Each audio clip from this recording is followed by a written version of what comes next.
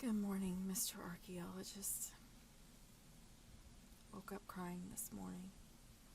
And frankly, I'm grateful that Shizo's been away so much lately. I don't exactly need him or anyone else to see my tears. I went to sleep just thinking about my family and then all my kids at school. I had such a great group that last year. Even Joseph Baker, who was the bane of my existence some days, but oh, how I miss that kid. I can't help but wonder, if they're all okay. Did their families get anywhere safe? Are all my kids out there somewhere surviving, learning how to live in a completely different world than the one I was preparing them for? All of that. I guess that and the reality that I'm living in just kind of got squashed together in this dream that just, I don't know. So it starts out, we're on a bus, and it is very full and very loud. And we're heading to a museum. Did I say that right? I don't even know. I'm too tired. Anyway, the first stop inside the doors, the dinosaurs. And I already had a firm grip on Joseph's hand, or he'd have been sitting on those displays. But you know how dreams are. They shift and they move, and you're somewhere else, and you're not sure quite how you got there. The next part of the dream, all of my kids and the parents, my assistant, are all off somewhere, I think, going to the bathroom, and I'm walking the halls of the building with a security guard looking for Joseph, of course. My assistant had taken her eyes off of him for 2 seconds, and he was gone. I finally found him hiding behind a display case in, I think, the Egyptian exhibit. And just seeing his little face immediately, I knew something was wrong. And the second he saw me, he launched his little self right in my arms, just crying and gripping me so tight that I could barely breathe. And there were loud noises somewhere in the building. I didn't know what they were, but he started immediately begging me not to leave, crying and saying the monsters were going to eat him if I left him. But then the screaming started, and I just had to know what was going on.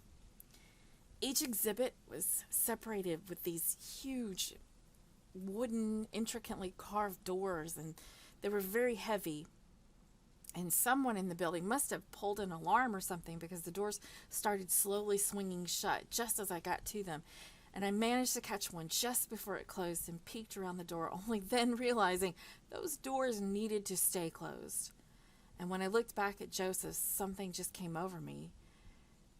Where fear and panic should have set in, there was just this sort of numbness that took over.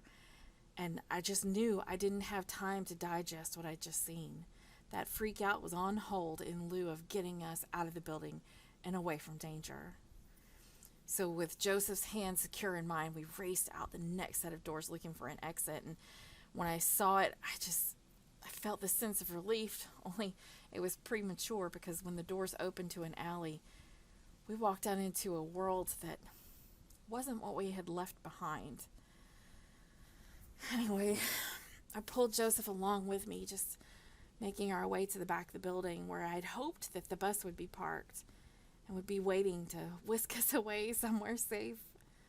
Because everything was just wrong. It was all wrong.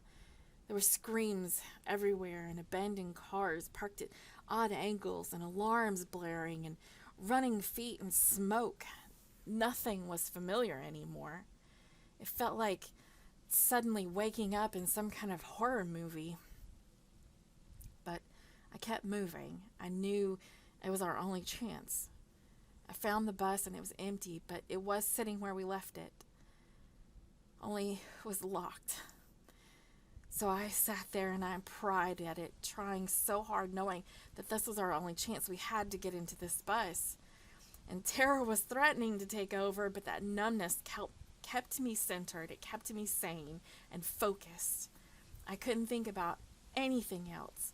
I couldn't think about what was happening to the rest of my students or the parents or anything else. I just had to get us on that bus.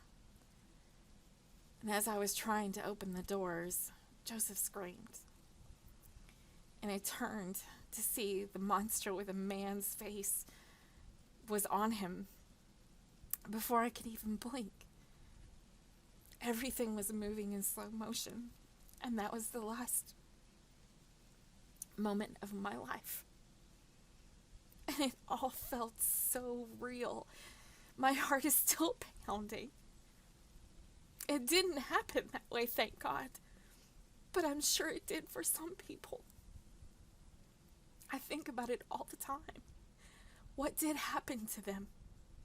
I'll never know, and that kills me.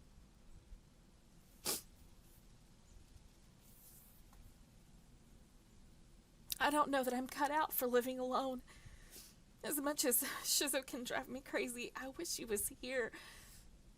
I don't know that I would tell him about the dream, and I really doubt I'd seek out comfort from him, but the quiet is just too much some days. It feels like Pleasant Valley all over again, and I just don't know if I can take it this time.